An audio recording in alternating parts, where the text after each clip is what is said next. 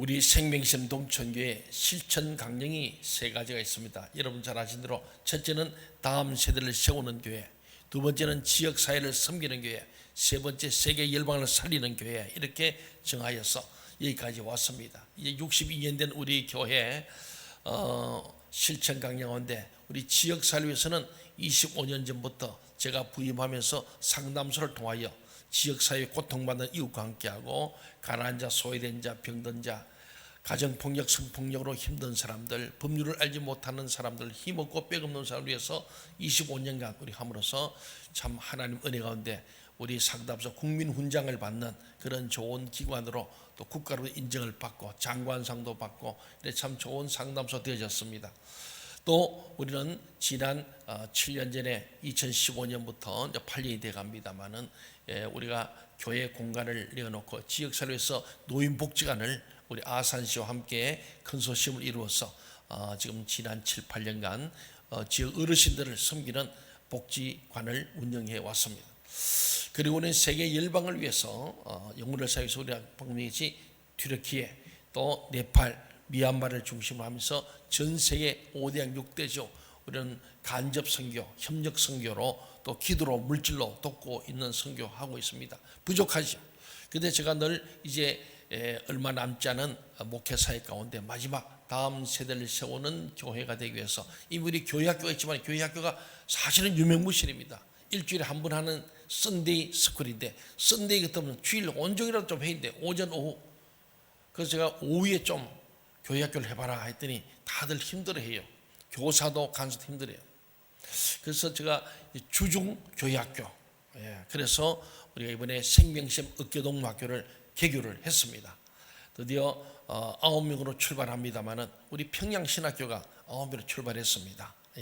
그런데 참 놀랍게도 저는 하나님께서 이번에 이 어깨동무학교 다음 세대 학교 대안학교죠. 학교를 해서 우리 부모님들이 공적인 공립학교를 다닌 아이들을 하나님의 학교로 보내기 위해서 그 학교를 그만두고 이 우리 어깨동무학교로 입학을 시키는 부모님들에게 무한한 존경과 감사를 드리는 거예요. 쉬운 일이 아닙니다. 또 얘들이 보니 다 학교 공부도 잘하고 잘 적응해요. 문지하가 모인 대안학교가 아니고 정말 하나님을 경외하는 슬기롭고 지혜로운 사람들. 그래서 우리 생명 어깨동무학교 선생님은 다 슬기와 지혜가 합니다. 이설기 선생, 이지혜 선생님 하거든요. 슬기롭고 지혜로운 아이들이 또 왔어요. 한 명 한 명 너무 귀한 아이들인데 이들은 정말 저는 영적 엘리트로, 지적 엘리트로, 인성적인 엘리트로 키워내는 것이 우리 하나님 학교, The Next Generation School, 우리 생명생 어깨동무 무항쟁 개념으로 1, 2, 3, 4, 5, 6의 형, 오빠, 동생 요즘 한둘밖에 안 놓기 때문에 그런 공동체를 하면서 정말 형과 동생이 언니와 오빠가 함께 어깨동무하면서 서로 함께 끌어주고 밀어주는. 여러분 옛날에 우리 어릴 때 어깨동무라는 잡지가 기억납니까? 참 어깨동무. 제가 우리가 개교하고 난 뒤에 이게 보도 자료가 나갔더니 막 여기저기 전화가 많이 와요. 학교 이름이 너무 좋다. 어깨동무. 우리 지금 에스라홀을 개조하고 옆에 있던 창고를 본래 중보기도실이었는데 거기가 이제 창고 없어 창고로 이렇게 서고 가장 후미진 곳, 좀 습한 곳을 새롭게 인테리어를 싹 해서 제가 이 교회를 전체 큰 교회를 지을 때도 참 기쁨이 컸습니다만은 가장 우리 교회 전체는 100분의 1밖에 안 되지만은 그 곳에 계단을 새롭게 하고 그 위에 캐노피를 쌓아서 비 안 맞게 하고 전체를 새로 싹 리본을 하면서 너무 좋은 거예요. 어제 제가 토요일날 설교 준비하다 3번이나 내려갔어요. 설교하다 보면 준비하다 보면 그가 생각 또 내려서 기도하고 그랬어요. 하나님 이것이 시작은 미약하지만 나중에 장대하여 1, 2, 3, 4층이 다 학교가 되길 원합니다. 수백 명의 학생들이 모여드는 그런 하나님의 학교, 정말 영성 있는 이 시대의 지도자들을 키워내는 거, 저는 그것이 정말 기도를 해왔고 오랫동안 다음 세대를 세우자 했는데 교회학교 일주일 중에 1시간까지 오는 학교, 세상 학교를 따라갈 수도 없고 세상을 이길 수가 없어요. 세상이 감당할 수 없는 하나님의 사람이 되어야 하나님의 일어난 자녀가 되는데 우리는 다 세상에 맡겨버렸어. 여러분, 그래서 저는 우리 보면 우리 하나님 나라가 있고 세상 나라가 있습니다. 그래서 예수님께서도 너희가 이 세상 나라에 속하지만은 하나님의 나라를 소망해라. 발은 세상 나라에 딛고 있지만 우리 머리와 생각들은 하늘나라를 소망해라. 이건 잠시 있다 가는 나그네 인생길이고 우리의 영원한 것은 하늘나라다. 그래서 어거스틴이 두 나라, 두 도성을 얘기합니다. 하나님 나라와 세상 나라를 얘기하거든요. 하나님의 도성과 세상 도성을 얘기합니다. 저는 그러면서 지금 세상 학교들이 많습니다. 우리는 끊임없이 우리는 가정에서 나이가 되면 다 세상 학교에, 공립학교에, 사립학교에 학교를 보냅니다. 근데 교회 학교는 너무나 약한 거예요. 일주일에 1시간도 부모님들이 예배 끝나면 기다리고 있다가 막 데려갑니다. 아이들이 주일날에도 아침부터 저희가 좀 푹 말씀에 잠기고 예배하고 찬양하고 그들이 예수님의 성품을 닮아가는 일을 해야 되는데 그럴 수 있는 환경이 못 돼. 그게 뭐냐면 그 방법이 뭐냐? 대안이 뭐냐? 주중학교입니다. 주중교회학교. 매일 모이는. 그래서 저는 우리 교회 학교는 다 생명시험 어깨동무학교다. 오늘 우리 아침 조회하면서 우리 모든 교직원들이 그랬습니다. 두 가지다. 하나는 every day next generation school. ENGS. 매일 하나님의 교회에서 말씀과 기도로 그리고 지성을 쌓는, 인성을 쌓는 학교가 ENGS. 또 주일바로는 Sunday Next Generation School, SNGS 두 개가 있다. 우리의 목표는 SNGS 다니던 학생들이 다 ENGS가 되기를 나는 간절히 소망한다. 그랬어요. 왜? 저는 반드시 우리 이 생명의교동학교를 통해서 하나님의 귀한 정말 아브라함 같은 믿음의 사람, 요셉 같은 꿈과 비전의 사람, 사무엘 같은 영성이 충만한 사람, 다윗 같은 정말 하나님의 마음에 합한 위대한 지도자들, 다니엘 같은 이 시대를 본받지 않고 뜻을 정하여 구별된 하나님의 사람들, 그런 위대한 인물들을 키워내는 것이 하나님 학교가 아니겠는가. 저는 그런 꿈과 비전을 가지고 이제 우리가 시작을 했습니다. 오늘 말씀에도 예수님 말씀하는 거예요. 하나님 나라와 세상 나라를 얘기하고 있습니다. 세상의 것은 세상에게, 하나님은 하나님께 그렇게 말씀하는 거예요. 우리 자녀도 가이사의 것은 가이사에게, 하나님은 하나님께. 그래서 저는 앞에 거 빼고 오늘 제목을 하나님의 것은 하나님께 드려라. 하나님의 것을 세상에 주지 말아라. 우리 자녀는 하나님께서 우리에 맡긴 청지기 사명이고 하나님 뜻대로 주의 교회과 훈계로 가르치라고 성경 말하는데 우리 세상에 떼다 맡겨놓고 인류대학만 가면 된 줄 알고 생각하면서 우리는 하나님을 믿는다 그러고 하나님 나라를 꿈꾼다 그러고 하나님 나라와 어울리면서 기도하고 있는 우리의 모순을 생각하면서 진정으로 우리 하나님 나라를 꿈꾼다면 하나님 나라의 일꾼을 키워야 할 줄 믿습니다. 하나님의 학교가 필요한 거예요. 저는 기도하기는 모든 교회마다 하나님 학교가 세워지기를 간절히 소망합니다. 500년 전 종교기획자들이 그랬어요. 모든 교회에 학교를 세우라. 그래야 세상을 변혁할 수 있다. 하나님의 사람들을 키우려면 하나님 학교를 세워야 된다. 제가 이제 우리 법절 올 때 은퇴를 한 6년, 5, 6년 앞두고 마지막으로 그래서 다음 시대를 세우는 학교를 세우기 너무 기쁜 거예요.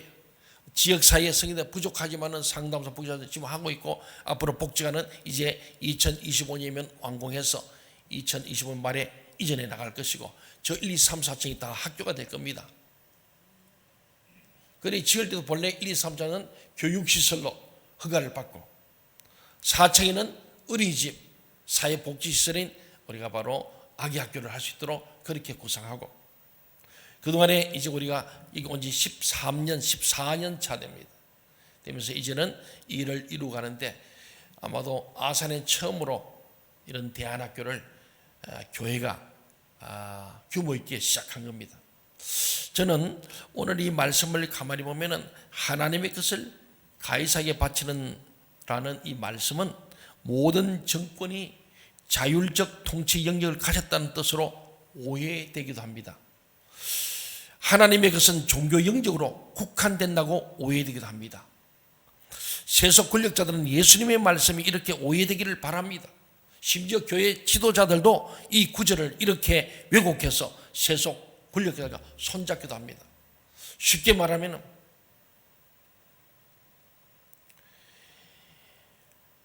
모든 국가 권력이 자율적으로 주어져 있는 것으로 우리가 오해한다는 말은 뭐냐면은 모든 나라와 권세와 영광이 누구의 것이라고요?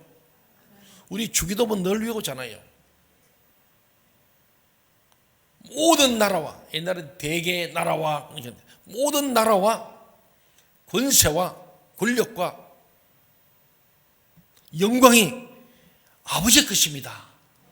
이게 주기도문의 마지막 구절 아닙니까? 다시 말하면 모든 천한 만물이 하나님의 것이에요.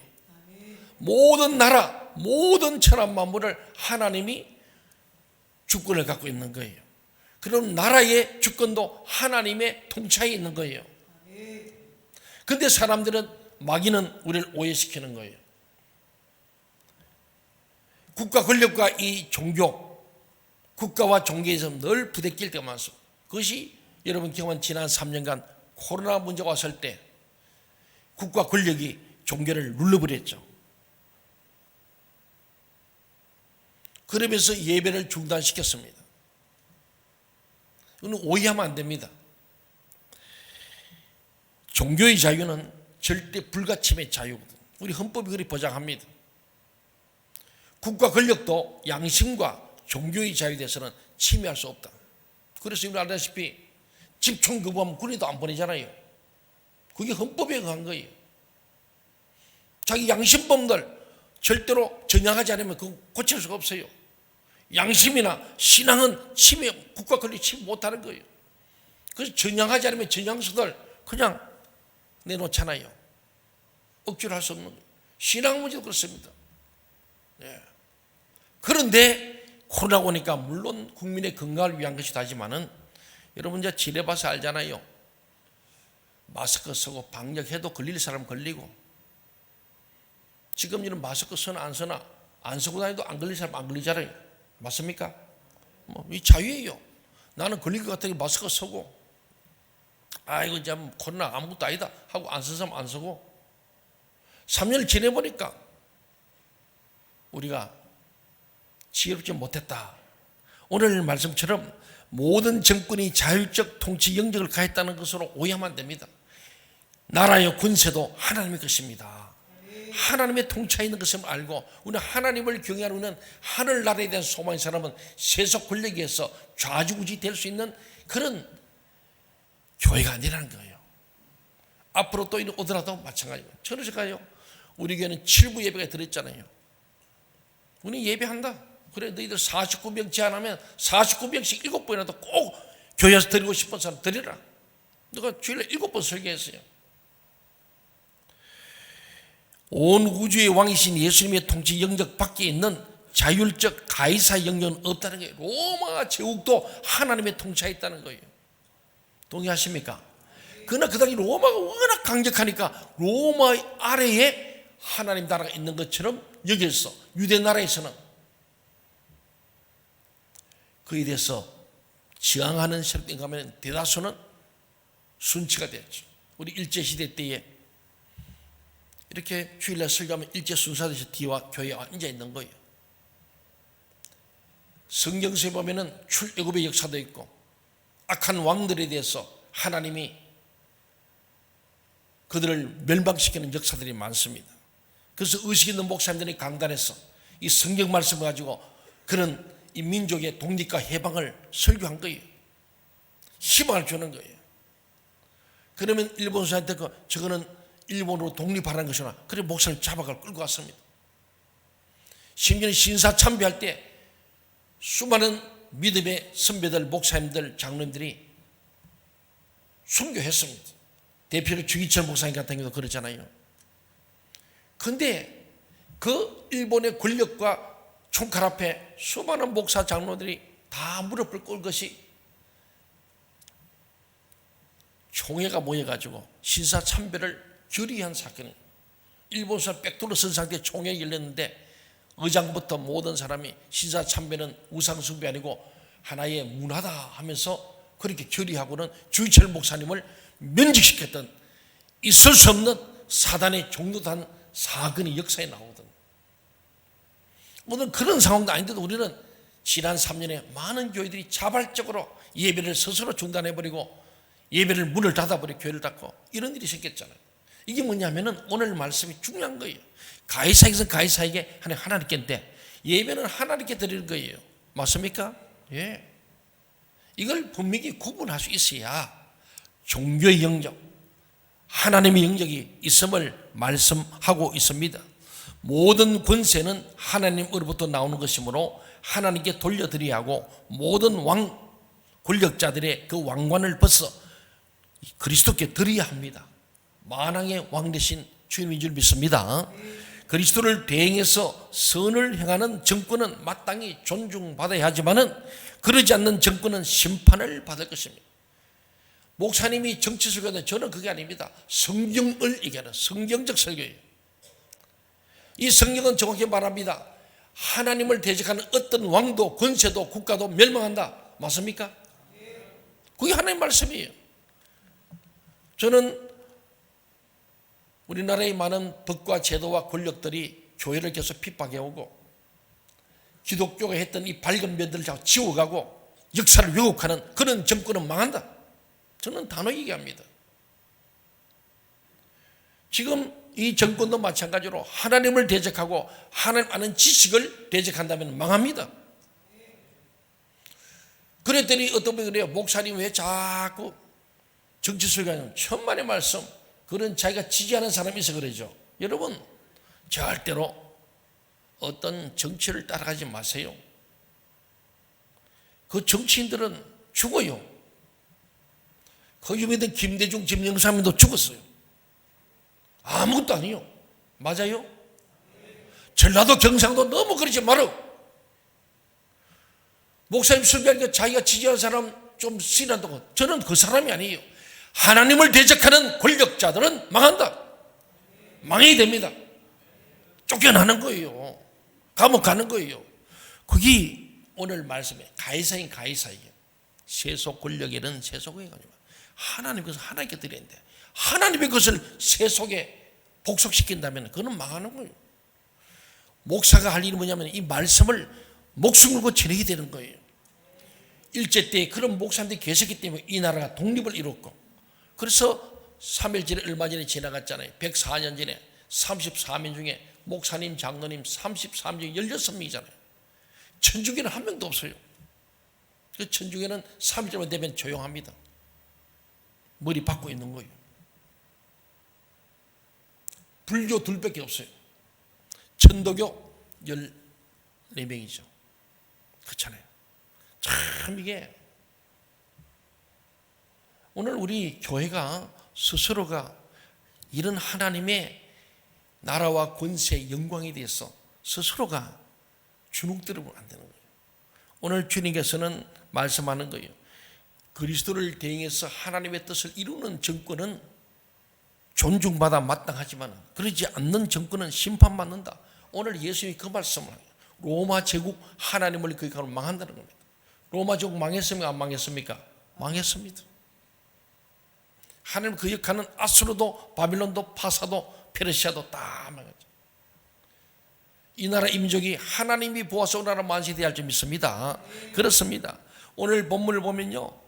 지금 19절 2절에서 유대 지도자들이 빌라도의 손을 빌려서 예수님을 처단하려고 첩자들을 보내서 예수님께 정치적 질문하는 내용이 나오죠. 서기관들과 대제사장들은 예수님의 이 포도원과 소작인의 비유가 자기들을 가리켜서 말씀한 줄 알고 엄청 성질나서 즉시 잡아 죽이고 싶었지만은 백성들이 세례요한을 따르더니 그 다음에 예수님이 막 추종자가 너무 많은 거예요. 예수를 잡으면 밀려일까 겁이 나서 본인들서는 못하고 뒤에서 지금 이들은 첩자를 보내가지고 예수를 총독의 치리와 권세 아래 붙이려 하여 정탐들을 보내 그들로 스스로 의인이 취하면서 그의 말을 책잡을 하는 내용이 19절 20절에 나오는 거예요. 그들은 회개하기는커녕 교모하게 그를 죽일 구실을 찾고 있었어요. 우리 21절 22절 누가복음 2장 21, 22절 같이 한번 읽어볼까요? 시작. 그들이 물어 이르되 선생님이여 우리가 아노니 당신은 바로 말씀하시고 가르치시며 사람을 외모로 취하지 아니하시고 오직 진리로서 하나님의 도를 가르치시나이다. 우리가 가이사에게 세를 바치는 것이 옳으니까 옳지 않으니까 하니. 이 정탐자 첩자들의 말은 외식적이죠. 그들의 말은 옳은 말이죠. 예수님은 바로 말씀하시고 가르치시고 사람을 외모로 취하지 않고 오직 진리로서 하나님의 도를 가르치시나이다. 맞는 말이에요. 그런데 이는 자기들이 진짜 그런 마음을 가지고 한 말이 아니죠. 외식은 겉과 속이 다른 걸 말하잖아요. 실제로 그들은 예수를 그렇게 믿지 않았습니다. 예수를 잡아 죽이려는데 어떻게 예수님 바른 분이에요. 바르고 옳고 진리를 가르치는 분이면 잡아 죽이면 안 되죠. 말은 그렇게 예수님 기분이 그 다음 그 뒤가 중요합니다. 여러분 한국말은 끝까지 들어봐야 되잖아요. 이거 똑같아요. 성경은 끝까지 봐야 됩니다. 앞에는 그렇게 공치사를 하고 뒤에서 지금 딱 함정을 판 거예요. 우리가 가이사에게 세를 바치는 것이 옳습니까? 옳지 않습니까? 세를 바칠까요? 말까요? 참 기가 막힌 겁니다. 당시 유대 나라는 로마 제국의 통치 아래에 있습니다. 우리가 쉬워요. 일본 식민지 할 때 우리가 공세를 바치잖아요. 그런 상황입니다. 유대 나라의 독립을 갈망하던 자들 가운데는 로마 황제에게 세금 내는 것을 반대한 자들이 있을 겁니다. 그래서 일본에 세를 안 바치고 저 독립군의 독립 자금을 냈던 외국 지사들이 많이 있잖아요. 그런 분들을 우리는 역사적으로 기념하고 있잖아요. 똑같습니다. 또 그런 반대는 로마 황제를 거역한 일이 되는 거예요. 그 독립자금 보내고 세금 안 낸 사람 막 일본 수사들 와서 잡아가고 죽이고 가두고 했잖아요. 똑같습니다. 그러나 반대로 누가 로마 황제에게 세금을 바치는 것을 찬성한다면 유대인들에게 친로마적이라 비난을 받았을지 모릅니다. 막 일본의 자원에서 막 세금 갖다 바치고 막 다른 사람 끌어주고 이래보세요. 그거는 매국노라 그러지 않았겠어요. 그러므로 그들의 이 질문은 반대도 찬성도 하기 어려운 질문. 이걸 스칸달로라고 헬라에서 말합니다. 우리는 영어로 스캔들이라죠. 우리 스캔들 주로 성적인 추문만 얘기하는데 그렇지 않고 이거는 사람이 이럴 수도 저럴 수 없는 함정에 빠진 상태, 진퇴양난의 상태를 스칸달론이라고 말합니다. 예수님이 세금 바치라면은 야 매국노 아니냐 그러고 바치 말하면은 로마의 반역자다. 이리 해도 저래도 예수님은 죽는 것밖에 없는 겁니다. 그래서 유대 지도자들은 이렇게 예수님을 궁지에 몰아 넣어버리고 아주 머리를 써서 계략을 부린 거죠. 그리고 23절에서 25절에 예수님께서 그 관계를 다 아시고 하나님이잖아요. 그데 속 깊은 걸 아는 거예요. 자기들은 위선해가지고 막 예수님은 훌륭한 분이다 그러고 그러면서 가이사에 바칠까 말까요 하니까 이놈들이 어떤 생각으로 지금 하는지 나를 지금 넘어뜨려 하는구나 아시고 대답하신 말씀이 같이 읽어볼까요? 23, 4, 5절 시작. 예수께서 그 관계를 아시고 이르시되 데나리온 하나를 내게 보이라. 누구의 형상과 글이 여기 있느냐. 대답하되 가이사의 것이니이다. 이르시되 그런즉 가이사의 것은 가이사에게 하나님의 것은 하나님께 바치라 하시니. 요 본문이 바로 국가와 종교, 이 종교의 자유의 근간의 모습이에요. 그래서 국가 권력에도 우리가 협력하되 하나님의 것은 하나님께, 우선은 하나님께 있음을 말씀하는 거죠. 그 지도자는 예수님을 책잡기 위해서 교모히 시험했지만은 예수님은 신적 지혜와 능력으로 그들의 관계에 빠지지 않고 이겨내신 거예요. 그걸 알고 있는 거예요. 그래서 그 관계를 알고는 이 동전 하나 딱 꺼내 로마의 데나리온 하나를 내가지고 이 은전을 얘기하면서 이 시대의 돈이 그 시대의 정치 상황을 잘 나타냅니다. 동전이나 은전에 로마 황제의 얼굴과 글이 써 있는 거예요. 이것은 로마 황제의 통치권을 나타내는 거예요. 돈에 얼굴이 있는 사람이 통치자라는 거예요. 우리도 10,000원짜리에 누가 있어요? 이건 돈에 관심이 없구나. 세종대왕님이 딱 그려져 있고 50,000원짜리에 뭐가 있는지 아세요? 누가 있어요? 박 목사님 돈에 관심이 많구나. 잘 아네. 여러분 그냥 뭐 10,000원 50,000원 써 있는데 본이 그렇잖아요.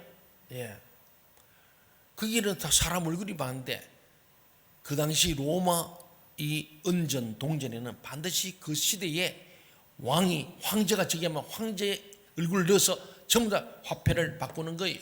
그래서 그 황제 얼굴을 볼 때마다 그 황제 얼굴에 숭배를 했어요. 절을 하는 거예요.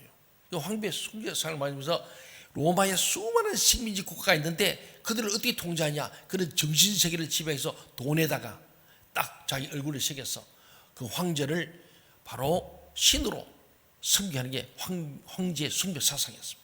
그래서 예수님이 딱 그걸 내셔서 동전 얘기를 끕니다.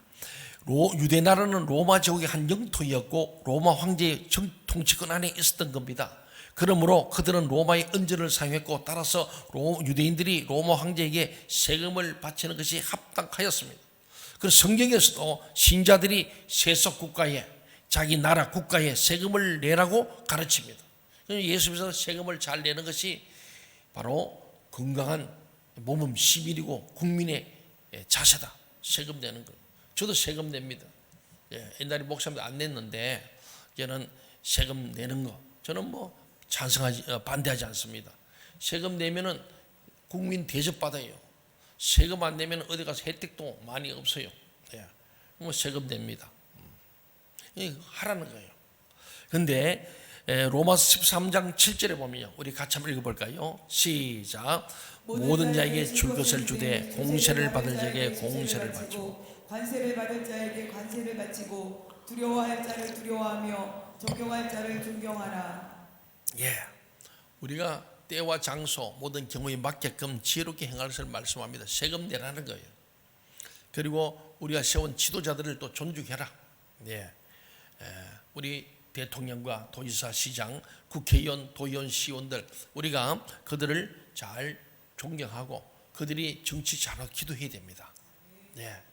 기도하는 게 마땅하다는 거예요. 그리고 세금 낼 것 세금 내야 그것이 우리 복지사회과 국가를 운영하니까 마땅히 우리 그리스도인들도 그런 모범 시민이 되고 국민이 될 것을 말씀합니다.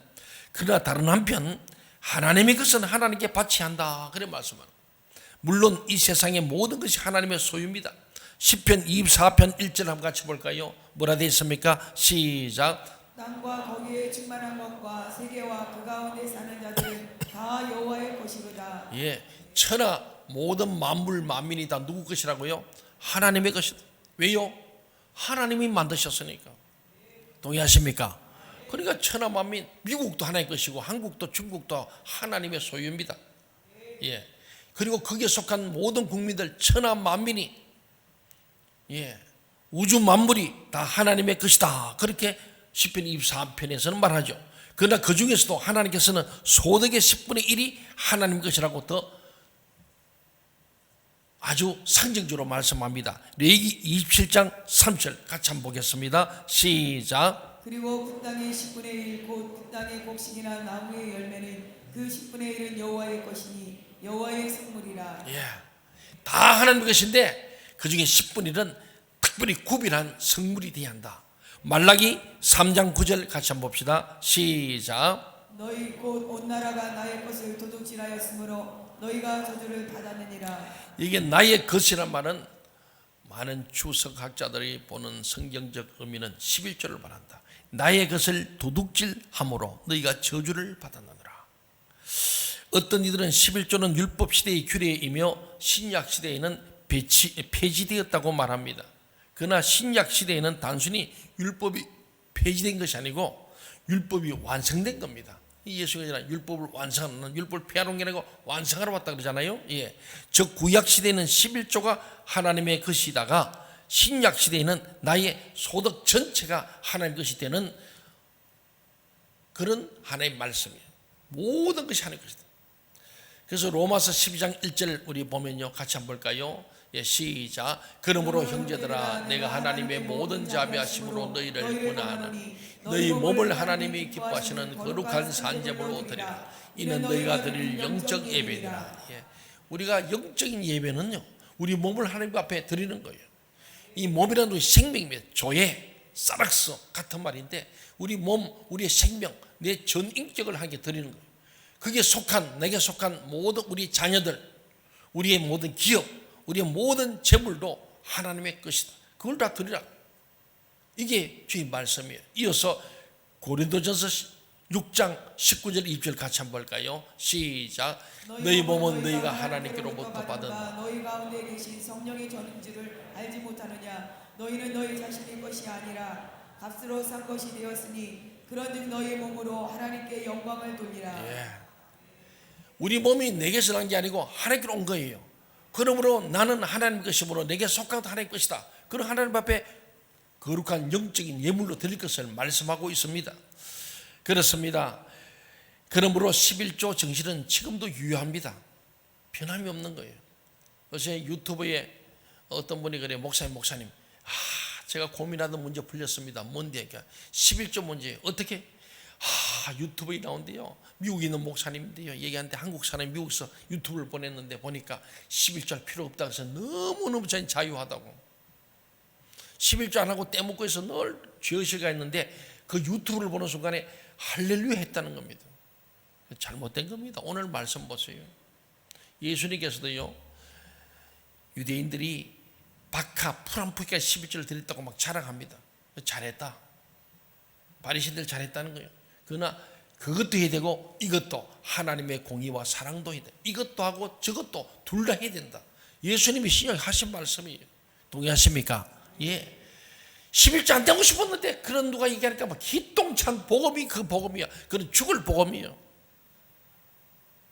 오늘 성경은 정확합니다. 그러므로 신약 성도들의 헌금은 11조 이상이야 마땅하다는 거예요. 11조는 가장 기본이고 그 외에 우리 주일헌금 있고 감사헌금 있고 목전금들 있지 않습니까? 오늘 물질에서 마음이 있다 그러는데 여러분들 헌금 중에 얼굴이 시커머져 버려요. 네. 그런데 성경은 말합니다. 모든 하나님 것인데 그 중에 10분의 1은 하나님 것임을 기억하고 인정하는 표시 상징으로 드릴 것을 말씀하죠. 26절로 넘어갑니다. 그들은 백성 앞에서 그의 말을 능히 책잡지 못하고 그의 대답에 놀라서 잠잠합니다. 가이사에게 드리라. 세금 내 것 내라. 그건 하나님의 것, 헌금은 헌금대로 드려라. 이거 정확하게 해라. 하나님 떼먹지 마라 이 도둑놈들아. 그런 말이에요. 성전을 장사꾼들 막 만민의 기도한 집 거룩한 영적 예배들 성전을 자기들 기득권 이득을 챙겨서 그랬더니 도둑놈들 아닙니까? 하나님을 경외하지 않고 하나님 것도 내 거, 네 것도 내 거, 내 것도 내 거 이런 도둑놈들 향하여 주님께서 가이사에 가히 드려라.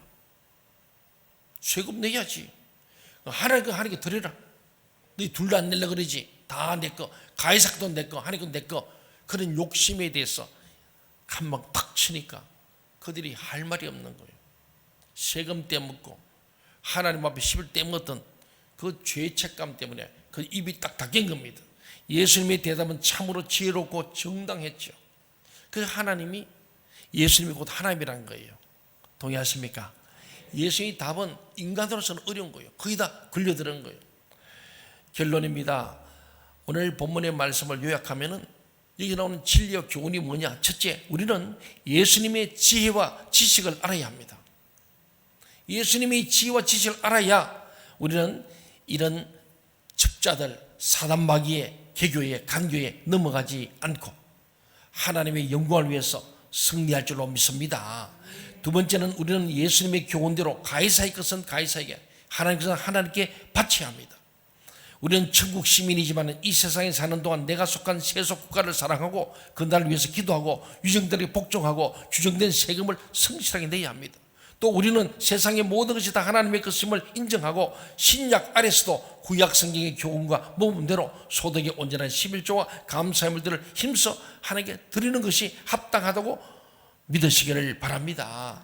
마지막 세 번째는 우리는 예수님을 죽이려는 악한 자들이 되지 말아야 합니다. 유대 지도자들은 예수님을 미워했고 죽이려 했고 거짓 때문에 외식적이었습니다. 우리는 예수님을 죽이는 자, 진리의 대적자, 하나님의 원수가 되지 맙시다. 개인이든 단체든 국가든 간에 예수를 죽이는 자, 진리의 대적자, 하나님의 원수가 되면 망합니다. 우리는 형제를 미워하는 자, 교회를 허무는 자, 하나님의 일을 파괴하는 자가 되지 마시기를 바랍니다. 형제를 미워하는 자는 살인한 자입니다. 우리는 예수 그리스도를 증거하고 그를 위해 살고 그를 위해 죽기를 결심하는 진짜 리얼 크리스찬, 거기에 소망이 있고 거기에 하나님의 은혜가 있고 하나님의 평강이 있고 복이 있는 줄로 믿습니다. 오늘은 하나님의 것을 하나님께 드리는 하나님의 사람들로 복 있는 사람 되기를 주의 이름으로 간절히 소원합니다. 아멘. 기도하겠습니다. 하나님, 우리는